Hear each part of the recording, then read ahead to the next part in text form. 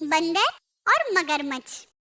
किसी घने जंगल में बीचों बीच एक विशाल नदी में एक बूढ़ा मगरमच्छ रहता था। उसने जामुन के पेड़ पर एक बंदर को जामुन खाते देखा। बंदर ने पेड़ से जामुन तोड़े और मगरमच्छ को खाने के लिए दे दिए। इस तरह रोज मगरमच्छ बंदर के पास आता था और जामुन खाता था। उन दोनों में अब अच्छी दोस्ती हो गई थी।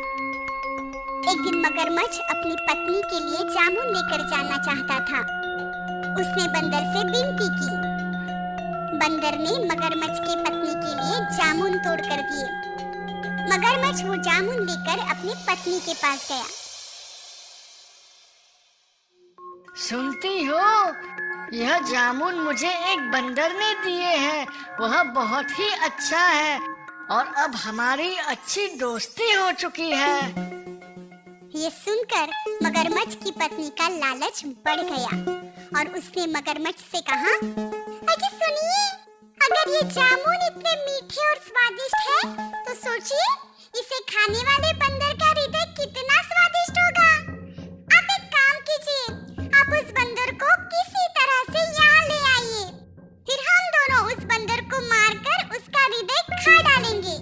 हाँ, ऐसा कैसे कर सकता हूँ मैं? वह बंदर मेरा अच्छा दोस्त है। अगर तुमने मेरी बात नहीं सुनी तो मैं खुद को मार डालूंगी।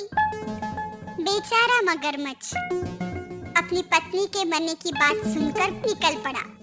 जैसे ही वो बंदर के पास पहुंचा, उसने बंदर से कहा, बंदर भैया, मेरी पत्नी को तुमने दिए हुए जामुन बहुत पसंद आए। उसने तुम्हें भोजन के लिए निमंत्रण दिया है। हाँ हाँ, क्यों नहीं। बंदर मगरमच्छ की पीठ पर बैठ गया और दोनों मगरमच्छ की पत्नी के पास जाने लगे। मगरमच्छ को बहुत बुरा लग रहा था और उसने सारी सच्चाई बंदर को बता दी। ये सुनकर बंदर चौंक गया और उसने बड़ी होशियारी से मगरमच्छ को कहा, अरे दोस्त, तुमने मुझे यह बात पहले क्यों नहीं बताई? हम बंदर हमारा हृदय पेड़ पर सुरक्षित रखते हैं। अगर तुम्हें मेरा हृदय चाहिए तो हमें वापस पेड़ की ओर जाना होगा। ये सुनकर मगरमच्छ उस पेड़ की ओर बंदर को ले गया।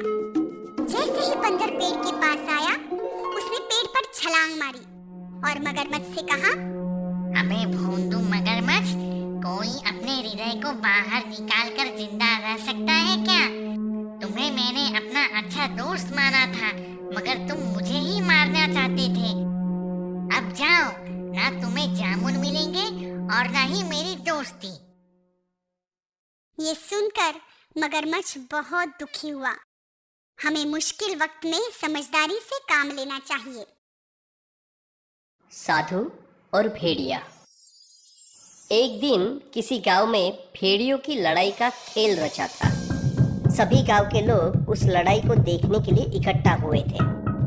इसी दौरान एक साधु वहां से गुजर रहा था। भेड़ियों को लड़ते देखकर उसने गांव के लोगों से पूछा, क्या हो रहा है यहाँ? ये भेड़ियों की लड़ाई चल रही है। यह सुनकर साधु उस भीड़ में अंदर घुस गया और उसे देखते ही एक भेड़िया पीछे हटकर अपनी गर्दन नीचे करके सर झुकाकर खड़ा रह गया। यह देखकर साधु को लगा कि वो उसे प्रणाम कर रहा है, तो उसने सारे लोगों से कहा, देखो, इन सारे जानवरों में ये भेड़िया सबसे सज्जन है। इसे ही मेरे जैसे महात्मा की पहचान है। यह सुनकर उन लोगों में से एक आदमी साधु के पास आया और उसने कहा, महाराज, वो आपको नतमस्तक नहीं कर रहा, बल्कि आप पर वार करने की तैयारी कर रहा है। कृपया आप पीछे हो जाइए। देखो, ये जानवर मेरा आशीर्वाद चाहता है। अगले ही पल में उस भेड़िए ने साधु को जोर से ठोकर दी। हे प्रभु, इस संकट को मैंने खुद ही बुलावा दिया है। कितना मूर्ख हूं मैं। मुझे मेरे कर्मों का फल मिल गया। हर एक इंसान को सोच समझकर कोई भी कृति करनी चाहिए।